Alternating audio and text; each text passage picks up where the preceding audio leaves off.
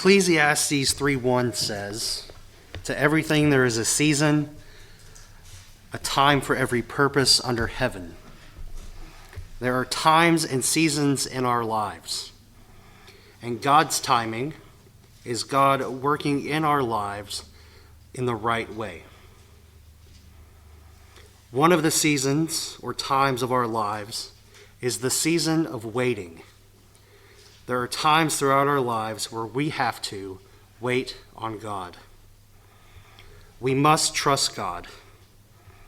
We're going to spend a lot of our life waiting. If we don't figure out how to trust God while we are waiting, then we're going to be spending a lot of our time, a lot of our lives, not trusting God. I've heard it said that a lot of the time we are in God's waiting room. God allows us to go through periods of time where we have to wait on Him because He is working something out. He could be working something out for our lives or in the lives of someone else. Unfortunately, we may not always understand why. And that can be frustrating for us because our human nature is such that we want to know why and we don't want to wait. The problem is our human nature and the culture of this world says, get it now. Everything moves so fast. Satan offers all kinds of detours and distractions. But it's so important that we learn to trust God during those times where we have to wait. We have to trust God during those moments because He knows what's best for us at all times and in all seasons of our lives. He may be even trying to teach us patience. But God will work all things out for those who submit, obey, and trust in Him. Let's start in Romans 8:28. This is a memory verse, one we've gone to a few times already. Romans 8:28. And we know that all things work together for good.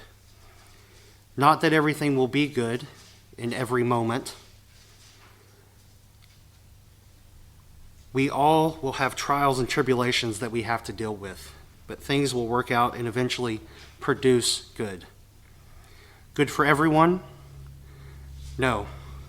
All things work together for good to those who love God.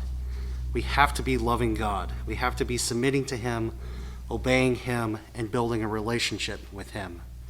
To those who are the called according to His purpose. 1 Peter 5. Let's pick up a couple verses here. 1 Peter 5, verses 6 and 7. 1 Peter 5, verse 6. Therefore, humble yourselves under the mighty hand of God, that He may exalt you. When? In due time. In God's time. Casting all your care upon Him, for He cares for you. God cares for us. He loves us. He wants what is best for us. Ecclesiastes 3:11, it says, He has made everything beautiful in its time. Also, He has put eternity into the hearts, except that no one can find out the work of God that He does from beginning to end. The passage of time is relative. Think about how time passes for a small child compared to an adult. A year for a small child is a significant percentage of their life. But as you get older, the years go by, they go by faster and faster. Now think about the difference there is in the wisdom of a small child and an adult. Think about the wisdom when it comes to time. It should become easier to put up with things as we get older because we know that time moves on.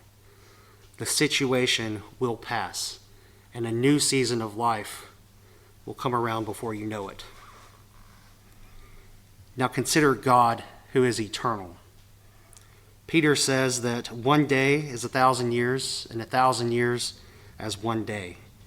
It's not that God is so far outside of time that he doesn't understand what we're going through, but that he has the wisdom of a being who inhabits eternity. Psalm 90.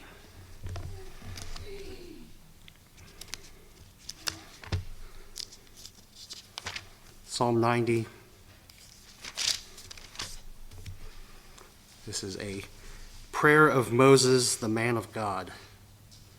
We'll start in verse 1. Psalm 90, verse 1. A prayer of Moses, the man of God. Lord, you have been our dwelling place in all generations. All generations. He's always been there. Before the mountains were brought forth, or ever you had formed the earth and the world, even from everlasting to everlasting, you are God. You turn man to destruction and say, return, O children of men. For 1,000 years in your sight are like yesterday when it is past, and like a watch in the night. You carry them away like a flood. They are like a sleep. In the morning they are like grass which grows up. God has a very different perspective on time than we do. Verse 6. In the morning it flourishes and grows up. In the evening it is cut down and withers. For we have been consumed by your anger, and by your wrath we are terrified. You have set our iniquities before you, our secret sins in the light of your countenance. For all our days have passed away in your wrath. We finish our years like a sigh. Our lives are but a vapor, a breath, here today and gone tomorrow. The days of our lives are 70 years, and if by reason of strength they are 80 years, yet their boast is only labor and sorrow, for it is soon cut off and we fly away. Are we living for today, or are we living for those promises in the future? Who knows the power of your anger? For as the fear of you, so is your wrath. So teach us to number our days, that we may gain a heart of wisdom. We have to keep things in perspective. We must learn to trust God. Verse 13. Return, O Lord, how long? And have compassion on your servants. Again, God knows and understands everything that we are going through. Oh, satisfy us early with your mercy, that we may rejoice and be glad all our days. We can only do that if we learn to trust God. Make us glad according to the days in which you have afflicted us, the years in which we have seen evil. Let your work appear to your servants, and your glory to their children. And let the beauty of the Lord our God be upon us, and establish the work of our hands for us. Yes, establish the work of our hands. We must trust God in those times of waiting. A delay is not a denial. If you go to God in prayer and you have to wait, just because God doesn't answer right away does not mean that he didn't hear you. In fact, God always gives his best to those who wait. If you get in a hurry, you can end up settling for second best in your life. Consider Abraham and Sarah. Abraham entered the promised land at the age of 75. God promised them a son. But the years went by and no son. And what happened? They came up with their own solution. Abraham was 86 when Ishmael was born. Abraham and Sarah waited 10 to 11 years, but God told them that the promise was not through Ishmael. And it was another 14 years before they finally had Isaac. In all that time, Abraham must have learned to trust God, because when the time came to sacrifice Isaac, Abraham didn't hesitate or hold back. He fully trusted God. But a delay is not a denial. But I wonder how much Abraham and Sarah are going to regret the decision they made when they come up in the resurrection. They look back over history and see all the turmoil the descendants of Ishmael have created. Perspective matters. If you get nervous or frantic about what's going on and you start trying to answer your own prayer, you can make a fatal flaw or a terrible mistake in your life, one that may have consequences so far-reaching that they're impossible to see. Perspective matters. Is your focus on the here and the now, or do we seek first God's kingdom? Consider David. David was anointed king when he was a young man, perhaps in his mid to late teens. But he wasn't crowned king until he was 30 years old. A delay is not a denial.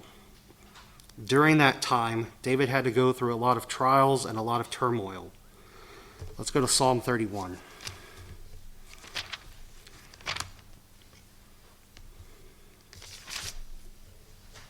Psalm 31, verses 14 and 15. But as for me, I trust in you, O Lord. I say, you are my God. My times, my seasons, are in your hand. Deliver me from the hand of my enemies and from those who persecute me. David trusted in God all the way. But why did God make him wait to be king? When you study the life of David, it seems pretty clear. God was working things out in David's life for the better. Overthrowing Saul would have been nothing for God. But rather, God spent about 10 to 15 years getting David ready to rule. David was placed in Saul's inner circle. He was able to watch Saul close up. He got to learn from him. He saw his mistakes, but he also saw the good too. All in all, he saw what it would take to be king. He saw what would be required for him to be an effective leader. God was also preparing the people for David to be king. David led men in battle.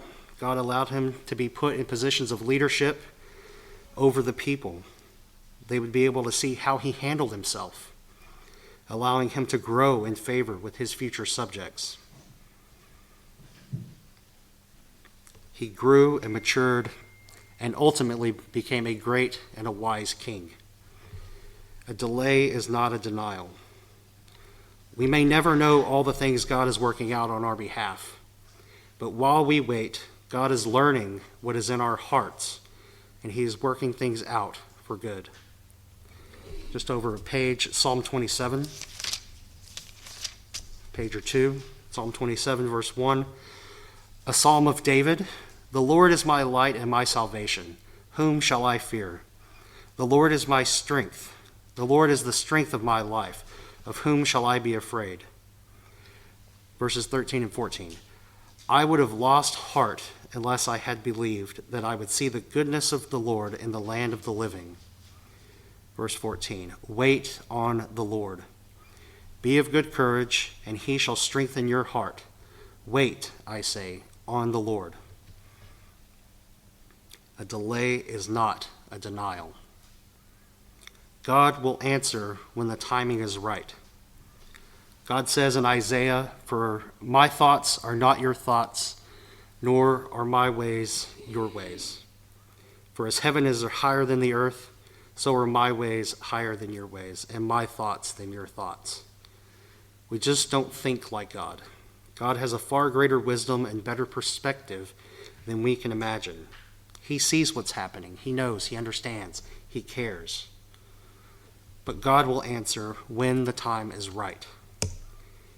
Isaiah 60, verse 22 says, a little one shall become 1,000, and a small one a strong nation. I, the Lord, will hasten it in its time. In its time. God knows when the best time will be. God will answer when the timing is right, when he is ready, and when he knows that we are ready. And how quickly will he bring it about? Until then, he will work to bring the best answer. Psalm 37, going back a couple more pages. Psalm 37, verse 7. Rest in the Lord and wait patiently for him. Do not fret because of him who prospers in his way, because of the man who brings wicked schemes to pass. Verse 9, for evildoers shall be cut off, but those who wait on the Lord, they shall inherit the earth. And then dropping down to verse 34, wait on the Lord and keep his way, and he shall exalt you to inherit the land when the wicked are cut off. You shall see it. We need to trust God. Wait patiently for him. Realize that just because we wait does not mean that God has abandoned us or denied us those things he has promised. But he will answer when the time is right. In the meantime, while we wait, we should seek after God's kingdom and his righteousness, knowing that all things work together for good to those who love God and to those who are the called according to his purpose.